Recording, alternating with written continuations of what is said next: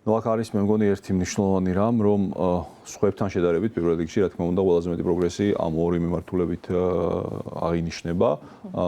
თითქმის, ანუ მეტწილად შესრულება ნიშნავს, რომ ძალიან ახლოს არის შესრულებასთან. უბრალოდ ამ ორ კომპონენტს მაგალითად დააკლდა შემდეგი რამ იმისთვის, რომ ყოფილიყო სრულად შესრულებული. ერთი არის ის, რომ გენდერის ნაწილს რაც შეეხება არის ის, რომ სტამბოლის კონვენციის მიხედვით უნდა ყოფილიყო გაუპატიურების დეფინიცია ჩვენს კანონმდებლობაში შემოტანილი და ეს არ არსებობს. და ეს იყო ერთ-ერთი ასე ვთქვათ მნიშვნელოვანი, რის გამოც ასე ვთქვათ ბოლომდე არ ითვლება შესრულებულად სამოქალაქო საზოგადოების ორგანიზაციების მიერ და მეორე რაც შეეხება ომბუდსმენთან დაკავშირებით, აქ ძალიან მნიშვნელოვანი არის ის დაუშვათ განცხადებები, რომელსაც აკეთებს ომბუდსმენი, რომ იყოს მკვეთრი და გამოკვეთილი განსაკუთრებით LGBTQI-ის თემთან დაკავშირებით, იგივე იმ მოვლენებთან დაკავშირებით, რაც მოხდა ზაფხულში, ლისის ფაქტს გულისხმობ, როდესაც ფაქტიურად პოლიცია მიუძღოდა რეალურად და არბიეს და გამოხატვის თავისუფლება იქნა შეზღუდული და მეორე არის ის, რომ ძალიან ყურადღებით უნდა დავაკვირდეთ ჩვენ თუ როგორ მოხდება კადრების შენარჩუნება უშუალოდ ომბუდსმენის ოფისში, რამდენად შენარჩუნდება ის ძალიან მნიშვნელოვანი კადრები, რომელიც აქვს უკვე შესასრულებელი და არა თქვა ხადია და ამ თვალსაზრისით ამიტომ არის რომ ეს ნაწილები არ ითვლება სრულად შესრულებულად, თუმცა კიდევ ერთხელ მინდა ხაზგასმით აღვნიშნო, რომ ეს ნიშნავს, რომ თითქმის ფაქტიურად შესრულებულია გარდა ეს პატარა დეტალებისა, რომელიც აი, რაოდენობა ერთი არის, ჩვენ ვიცით, რომ 12 რეკომენდაცია, მაგრამ ზოგი მათგანი არის მეტად მნიშვნელოვანი, ზოგი ნაკლებად პრიორიტეტულია, რასაც ალბათ არის რაღაცები, რასაც ევროკომისია უფრო მეტ ყურადღებას დაუთმობს, ხომ? ყველაზე მნიშვნელოვანი რეკომენდაციები ამ გადმოსახედიდან რომელი მიგაჩნიათ და არის თუ არა შესრულებული? მე მგონია 12 მნიშვნელოვანია იქნება მომდინარე რომ პოლიტიკურად ყველაზე ხო, აი მან მივდივარ ახლა რომ ზოგიერთი მათგანი არის პოლიტიკური, ასე ვთქვათ, წონა უფრო მეტია ვიდრე სხვების, ხო? მაგალითად დეოლიგარქიზაციასთან მიმართებით ჩვენ ხედავდით როგორ დაუშვათ რა პოზიციები იყო, დღესაც იყო ამაზე საუბარი, ჩემი კოლეგები საუბრობდნენ რომ თუ გახსოვთ თავის დროზე ხელისუფლება ამბობდა რომ საერთოდ არ არის ოლიგარქიზაციის პრობლემა ქვეყანაში არ დგას, ანუ არ აღიარებდნენ ამას. გუშინ ჩვენ ნახეთ რომ სამთავრობო კომისიაზე დამტკიცდა სამოქმედო გეგმა, როგორ უნდა იქნას, თქვათ, რა უნდა გაკეთდეს იმისთვის, რომ დეოლიგარქიზაცია მოხდეს ქვეყანაში, ხო? ნუ ეს კარგული პროგრესს აჩვენებს. აქედან გამომდინარე, ეს საკითხი ბუნებრივია, რომ ძალიან დიდ პოლიტიკურ დატვირთვას ატარებს. პროგრესს აჩვენებს შინაარსობრივად? არა, პროგრესს აჩვენებს იმ თვალსაზრისით, რომ ხელისუფლებამ აღიარა, რომ ეს პრობლემა არსებობს. იმიტომ რომ ადრე ამბობდა, რომ საერთოდ არ არსებობდა და ოლიგარქი არავინ არ არის ქვეყანაში. ეხლა დღეს ამბობენ, რომ ეს არსებობს, მერე იყო ვიღაც სხვები არიან ოლიგარქები და დღეს ყველა მიხვდა და ნუ მეტნაკლებად მე არ მინახავს ის დოკუმენტი, იმიტომ რომ დახურულია როგორც მე ვიცი, არის ის რომ აქ უნდა იყოს ინსტიტუციონალური მიდგომა, რასაც ითხოვს ვენეციის კომისია.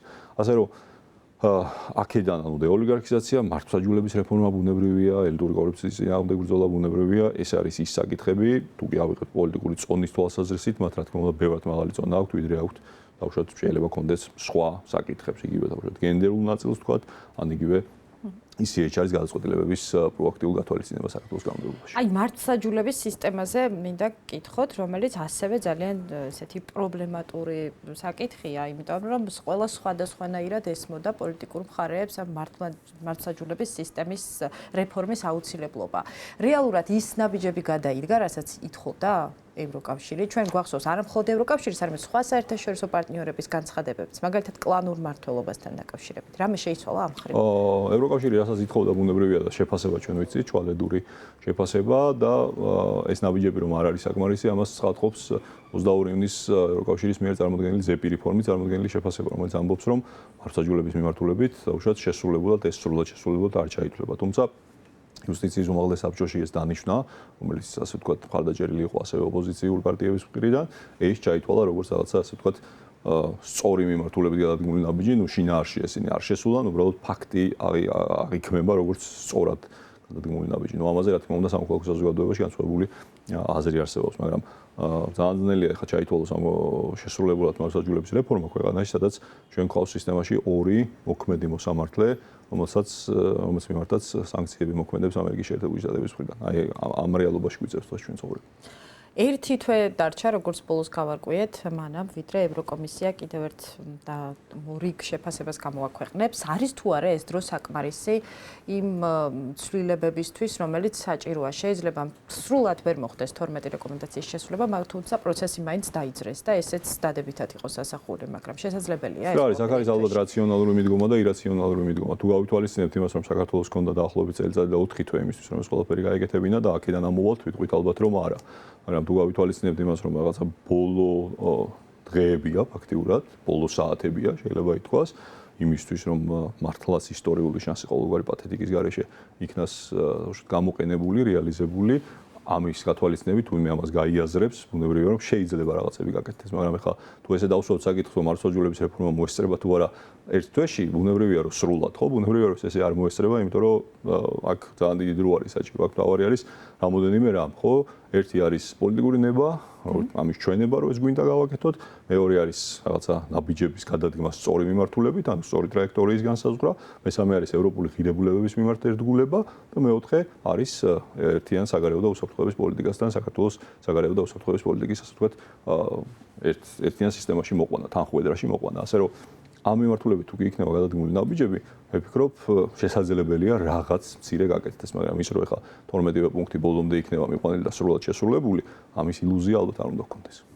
აი დეპოლარიზაცია არის ერთ-ერთი ესეთი დაუძლეველი და თვითონ პრემიერ-მინისტრი ჟოზეფ ბორელთან ერთად რომ ატარებდა პრესკონფერენციას რამდენიმე დღის წინ, თქვა რომ თვითონ უფრო მეტად პოლარიზებულია უდღესო გარემო, თუმცა ოპოზიციას დააბრალა, რომ ეს არის მხოლოდ ოპოზიციის ბრალი. პოლიტიკური მხარეები რამდენად სწორად იაზრებენ დეპოლარიზაციის აზრს თქვენი აზრით? მე მგონი ალბათ იმის გათვალისწინებით, რომ ამ მიმართულებით სიტუაცია უფრო და უფრო უარესდება, არა თუ უმჯობესდება, ალბათ ამის გააზრება თუ კი აქედან ამოვალთ და ამით ასე ვთქვათ ვიმსჯელებთ, მარტივია და შეიძლება ითქვას, რომ არ ხდება ამის ასე ვთქვათ ბოლომდე გააზრება და ბუნებრივია ამ მიმართულებით არ ხდება გააზრება, ამ მიმართულებით ბუნებრივია ნაბიჯების გადადგმას არ ხდება. პირიქით შეიძლება ითქვას, რომ ზოგიერთვისთვის ეს ძალიან მნიშვნელოვანია, ბევრისთვის საჭიროც არის იმისთვის, რომ მან შეინარჩუნოს დაუშვათ პოლიტიკური ასე ვთქვათ სიცოცხლე შეიძლება ითქვას, ხო? აქედან გამომდინარე მე ვფიქრობ, რომ ამ თვალსაზრისით ალბათ ზოგისთვის საჭიროა რომ იყოს პოლარიზაცია და ამის გამოა რომ ის არსებობს დღემდე და კიდევ უფრო მეტ ასე ვთქვათ სიძლიერეს იძენს ნელ-ნელა ეტაპობრივად.